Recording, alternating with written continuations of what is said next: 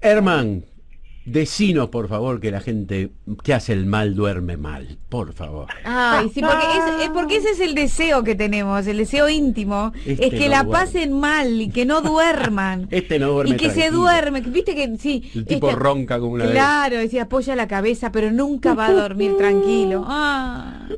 O sea, nosotros queremos castigo por todos lados. Qué maravilla, porque además esto lo empezamos a hablar, ¿se acuerdan el martes pasado? Y me gustó mucho el tema y le dije a varias personas, además hice una encuesta en Instagram, que en un rato voy a publicar el resultado. Vamos a pensar juntos, ¿por qué necesitamos creer que las personas que hacen el mal duermen mal? ¿Verdad? Porque esa fue la pregunta que yo les dije a ustedes, les hice, porque a mí me resulta interesante también, más allá de la capacidad de conciliar el sueño de estas personas, ¿por qué nuestra necesidad de pensar que duermen? Entonces, ahí le pedimos ayuda a la antropología también, y vemos que por un lado tiene que ver con un orden social y la necesidad de una moral compartida, ¿no? Necesitamos, a partir de estas ideas, de que quien hace algo mal tiene un castigo, tiene algún tipo de pago, aunque puede ser algunas horas de insomnio, tiene que ver también con reforzar en todos nosotros este equilibrio de que, bueno, hay normas, hay una moral, hay cosas que están bien, cosas que están mal, y eso, mantener eso y compartir eso nos da una sensación de equilibrio y nos previene de una idea de caos, ¿no? Donde esta idea de que todo es posible, de que cualquier cosa es un mate, también genera ansiedad y a muchas personas las desorienta. También aparece algo que nombramos cuando estábamos ahí, ¿no? La necesidad de cierre frente a alguien que comete una acción que nos perjudica, que viene a ser algo así como un consuelo psicológico, ¿no? Esto de que a partir de un castigo, a partir de una pena, simplemente a partir de la idea de que esta persona no quedó impune, tenemos en nosotros el registro de una especie de cierre, de equilibrio, desde la idea de que, bueno, alguien pagó por esto que nosotros sufrimos. Alguien que nos hizo mal tuvo una consecuencia. Por otro lado, la construcción de lo que está bien y lo que está mal como guía ética, ¿no? Sabemos desde la filosofía que el bien y el mal en realidad son construcciones que nos ayudan a orientar nuestras acciones y generar lo que se llama un marco ético, que en el fondo en realidad la discusión de lo que está bien o lo que está mal no es inherente al ser humano y mucho menos a muchos animales. En el origen de la humanidad no estaba esto del bien o el mal. Es más, en el inicio de nuestras vidas, sobre todo en las etapas preverbales, los bebés no tienen conciencia clara del bien o el mal. Tienen registro de lo que me ayuda a conseguir lo que quiero y lo que no me ayuda a conseguir lo que quiero. Después, como dice Lacan, a partir de la adquisición del lenguaje, se empiezan también a conectar con estas sensaciones de lo bueno o lo malo. Y después, por último, tradición judeocristiana, raíces mitológicas, religiosas, que nos hablan de que si llevamos una vida correcta, vamos a tener un beneficio al morirnos. La idea de que quien hace cosas malas va a tener un perjuicio post-mortem o por lo menos a la noche, también nos alivia, ¿no? Esta idea de que somos los buenos y por eso a los buenos nos pasan cosas buenas y a los malos les pasan cosas malas. Idea que por supuesto ustedes y los oyentes tienen muy claro que no es así. En realidad, a los que son buenos también les pasan cosas malas, pero creer que nuestra buena conducta, nuestro buen obrar, nos va a asegurar una vida mejor, disminuye mucho nuestra ansiedad, ¿sí? ¿Por qué? ¿Qué es lo que nos pasa a la mayoría de las personas? Tenemos lo que desde la psicología se llama disonancia cognitiva. Concepto de Leon Festinger, alguien que dijo que esto es lo que ocurre, la disonancia cognitiva, cuando una persona sostiene dos creencias contradictorias y esto le genera un malestar psicológico. Esta idea de que hay algo que hice que no está bien y hay una parte de mí que me empieza a pedir cuentas sobre eso, ¿no? Desde esa idea, alguien que actúa de una manera inmoral o haciéndole daño a alguien, tendría que experimentar esta disonancia. ¿Mm?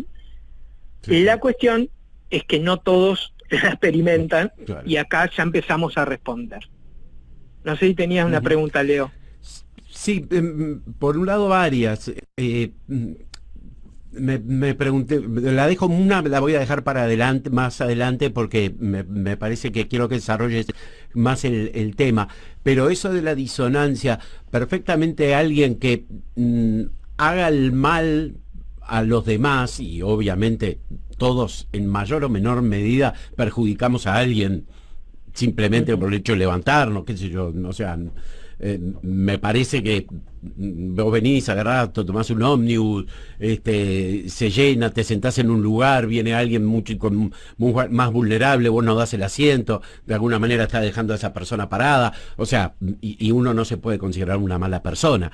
Pero lo que voy es esa disonancia o incomodidad psicológica que tal vez la tenga justamente aquella persona que apunta a hacer el bien, o a vivir en esa construcción que vos llamás el bien, digo, más allá de que exista o no exista en la naturaleza. Totalmente de acuerdo. Y aquella persona que le importe tres pepinos o que diga, bueno, sí, prefiero pisar cabezas, ¿no? Y esto cada uno le ponga el parámetro que quiera. No le importe mucho eso, no le haga ningún ruido psicológico. Tal cual, absolutamente de acuerdo. Por eso, como nombraste la pausa, si les parece, luego de esa pausa vamos a hablar de por qué algunos malos pueden dormir tranquilamente. Dale. Porque parece que sí, que hay malos que duermen tranquilamente.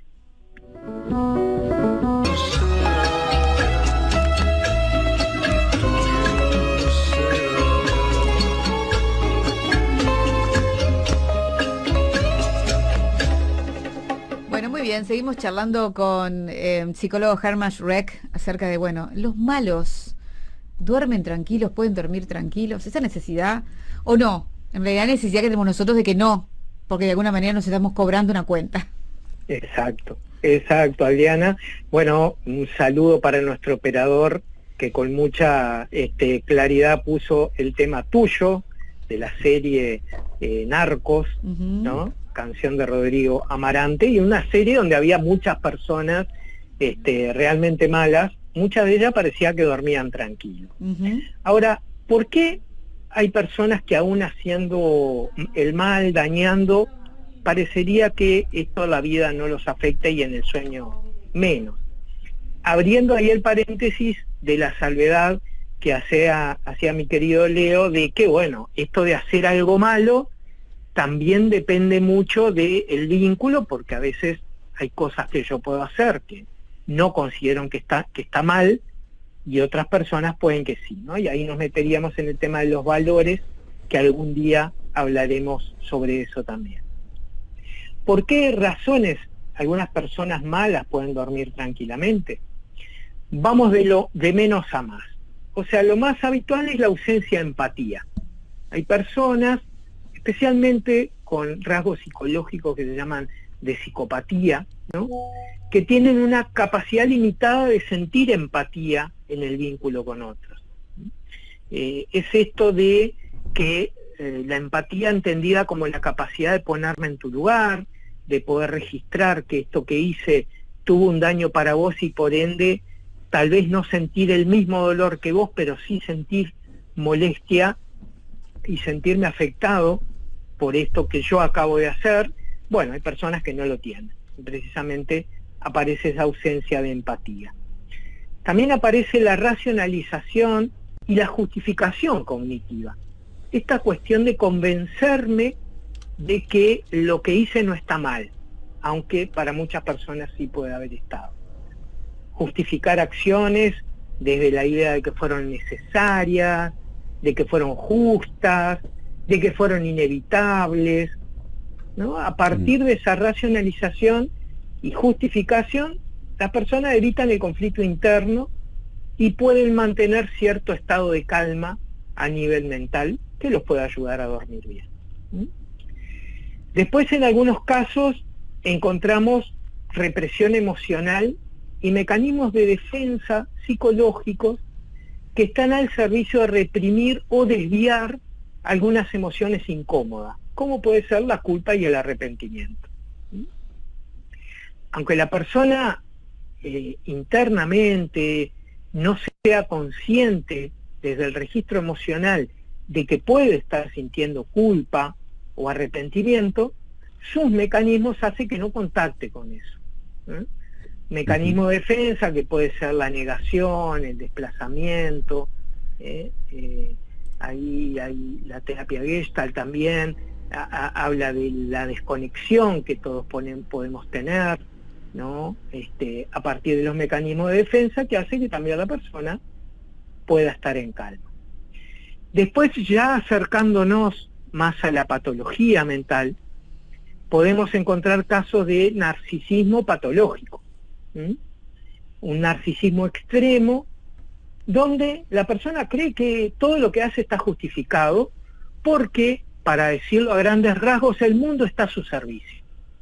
O sea, esto a vos no te tendría que afectar porque lo que yo hago entra dentro de la lógica de que tengo todo permitido y por ende no hay lugar para los dos en este pueblo, decían los actores de las películas de western, así que acá el único que importa soy yo, ¿no? Un enfoque que he visto mucho a partir de algunas propuestas, de, bueno, acá lo importante es que vos estés bien, acá lo importante es que vos seas feliz, sin olvidarnos de que en una mentalidad sana el otro también es parte de nosotros.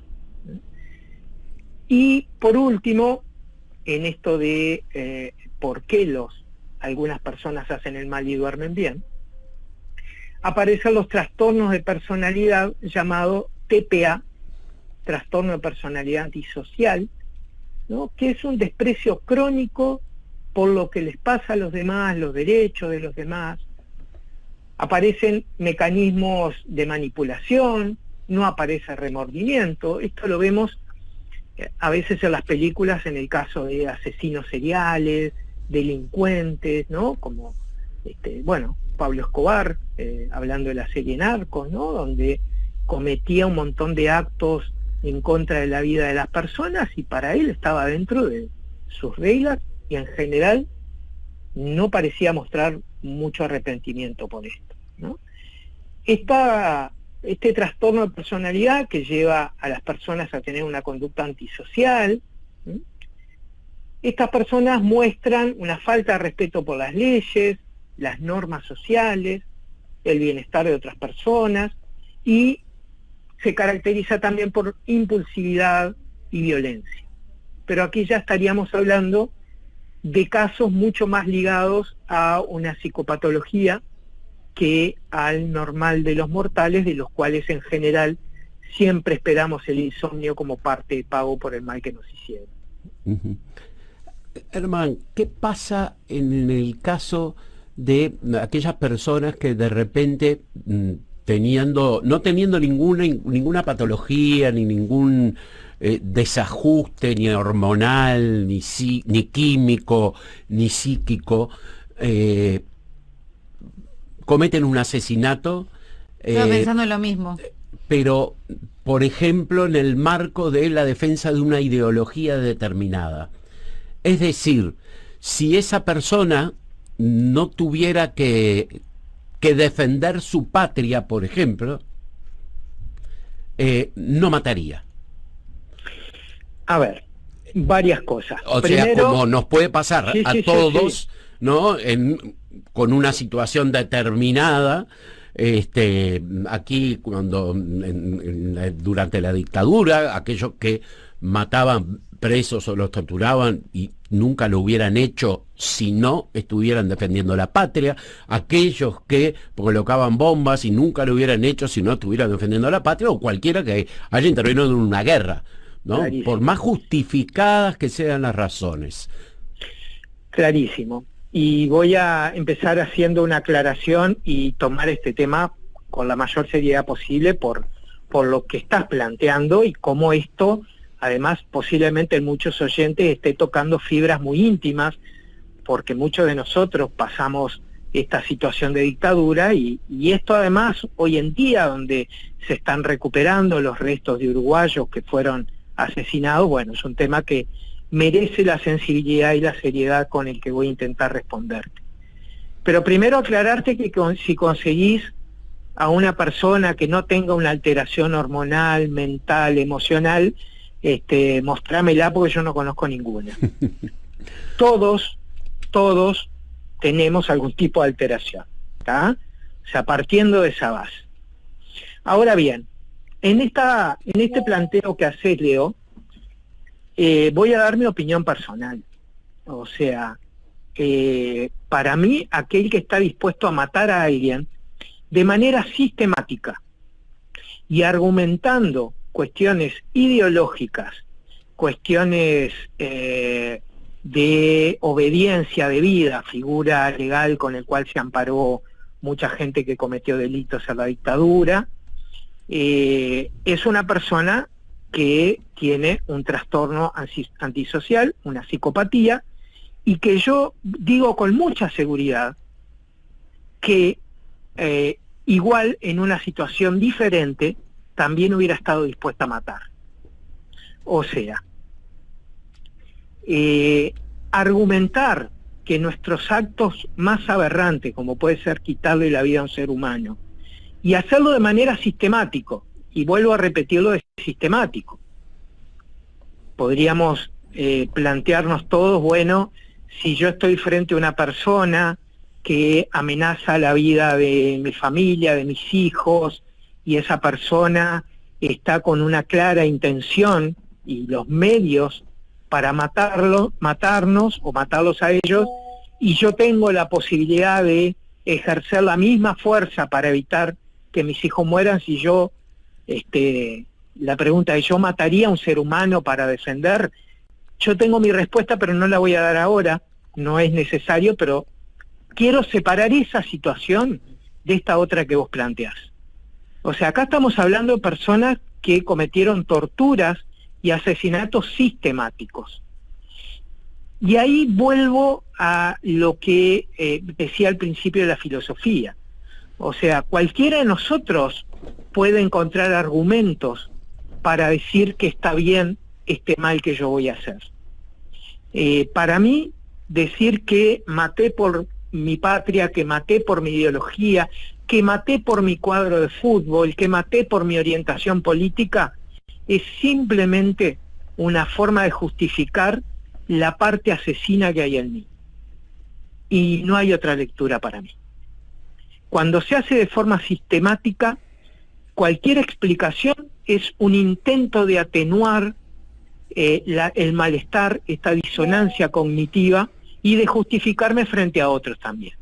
Por supuesto, hay psicópatas que ni siquiera necesitan justificarse, porque como decíamos hoy, no padecen la disonancia cognitiva que tenemos la mayoría de las personas, y seguramente también los torturadores y genocidas posiblemente duerman bien también.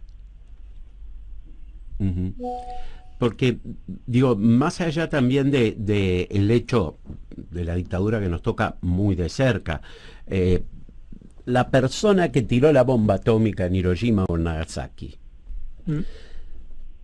mató miles de personas. Sí.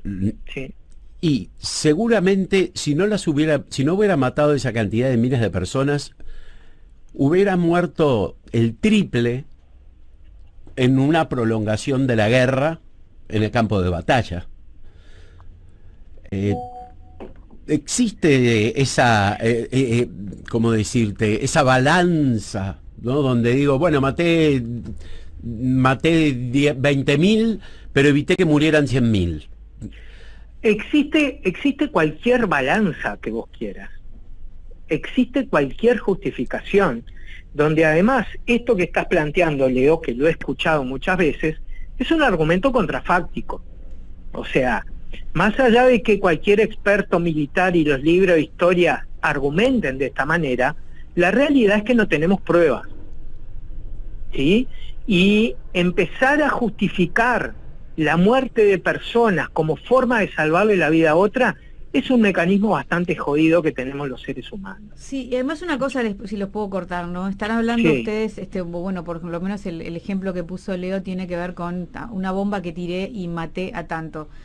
Pero, ¿qué pasa con la persona que echa mano, y valga la redundancia, a sus propias manos para terminar con la vida del otro? Porque vos tirar una bomba es algo que de pronto es como mucho más lejano, ¿no? Pero la gente que con sus propias manos acaba con la vida de otro e incluso frente a un jurado no muestra ningún tipo de arrepentimiento, ¿no? Eso me acerca más a esa persona. ¿Puede dormir tranquilo? Esa persona puede dormir tranquilo si tiene la psicopatía necesaria para poder hacer eso y seguir su vida en relativa paz. O sea, para decirlo más claramente, si es un psicópata donde muchas veces estos rasgos psicopáticos son un requisito fundamental para algunas tareas en la vida cotidiana, ¿no? Por ejemplo, voy a hablar de algo que he trabajado mucho con personal de la salud. Para trabajar, por ejemplo, como médico de urgencias, hay que tener una capacidad de disociación emocional muy importante. Esto yo se lo digo a los médicos siempre. Y qué bueno que haya personas que tengan esa capacidad porque cumplen ese rol. Para realizar tareas donde parte de mi trabajo, por las razones que sea, ¿verdad?, implica quitarle la vida a una persona, también hay que desarrollar, hay que tener una psicopatología particular. Me acuerdo mucho de la película Forrest Gump, ¿no? Más allá de la ternura que a todos nos producía el personaje principal, en un momento cuando entra al ejército dice, yo no sé por qué el ejército y yo encajamos como anillo al dedo. Y en realidad es porque Forrest Gump parecía ser un oligofrénico, o sea, alguien que tenía una estructura mental que llevaba que, entre otras cosas, obedecieran órdenes sin cuestionar nada, aún poniendo en riesgo su vida, ¿verdad? Y por supuesto la película no se mostraba cuando él mataba a otras personas y que lo hizo. En definitiva, siempre puede haber una justificación, pero para mí no hay ninguna justificación válida de por sí cuando una persona comete asesinato de manera sistemática. Como decía también mi querido maestro Alejandro Spangenberg, el hecho de que una persona que mate sea un enemigo o sea un héroe depende del bando donde lo pongas. Y en ese sentido habla de la parcialidad también con el cual vemos los hechos en términos de bueno o malo. Claro. Tal cual. Ahora, entra un delincuente a tu casa, le está apuntando a tus hijos, le va a disparar, vos le disparás por la espalda o le disparás por el frente. Estamos ante una persona, un psicópata, digo, más allá de que seguramente si el delincuente mata, duerma bárbaro, y si vos matás, duermas horrible. Porque no duermas más. Matar, más allá de lo justificado que esté, seguramente no es gratis. Para las personas, como la mayoría de nosotros, no es gratis. Legalmente no es gratis. Ahí cuando vos usás el concepto delincuente hace referencia a un concepto legal. En ese ejemplo que vos ponés, que fue algo similar a lo que yo intenté explicar un rato antes, no me acuerdo si la figura legal cambia, si el disparo es por la espalda o por el frente. No importa, a lo que voy es, y por eso hice la aclaración hoy, Leo, si es una situación puntual, no necesariamente estamos frente a una psicopatía. ¿verdad? Puede haber muchas cuestiones que además la ley en general también tiene en cuenta. Ahora, ¿qué pasa cuando esta persona mata sistemáticamente a otros, argumentando que es parte de su trabajo, de sus convicciones, y autoamparándose en la idea de que en algún punto está haciendo bien? Ahí sí estamos hablando de una psicopatía claramente. Ujú. Perfecto. ¿Se hace o se nace Qué las dos cosas? pregunta.